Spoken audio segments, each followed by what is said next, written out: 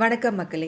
இப்போல்லாம் நம்மள நெறைய பேர் ஃபோன், டிவி, ஒர்க், லேப்டாப்பில் அப்புறம் படம் பார்க்குறதுல இதுலேயே நிறைய டைம் நம்ம ஸ்பெண்ட் பண்ணுறோம். என்னைக்காவது ஒரு நாள் நம்ம அம்மா அப்பா பக்கத்தில் உட்காந்து அவங்கக்கிட்ட மனசு விட்டு பேசியிருக்கோமா? அவங்க கையை பிடிச்சி பேசியிருக்கோமா? அவங்க சமைக்கிற சாப்பாடை சாப்பிட்டு ரொம்ப சூப்பராக இருக்குமா அப்படின்னு சொல்லியிருக்கோமா? இல்லை அவங்க பக்கத்துலேயே உட்காந்து அவங்க சமைக்கிற டைம் அப்போது அவங்க கூட டைம் ஸ்பெண்ட் பண்ணியிருக்கோமா? இதெல்லாம் நம்ம எதுவுமே பண்ணதில்லை.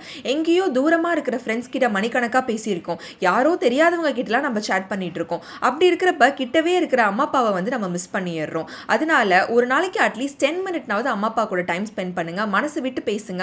கண்டிப்பா அவங்க வந்து ரொம்ப சந்தோஷப்படுவாங்க. ஒரு நாளும் நீங்க அவங்க கிட்ட உட்காந்து பேச மாட்டாங்களா? உங்க மனசுல இருக்கிறதெல்லாம் நீங்க அவங்க கிட்ட ஷேர் பண்ண மாட்டாங்களா? அவங்க ஏங்கிட்டு இருக்காங்க. இதை ட்ரை பண்ணி பாருங்க. இதுதான் அவங்களுக்கு நம்ம கொடுக்குற மிகப்பெரிய சந்தோஷமே.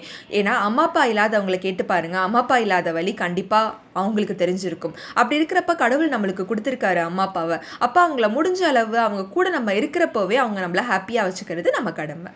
தேங்க்யூ.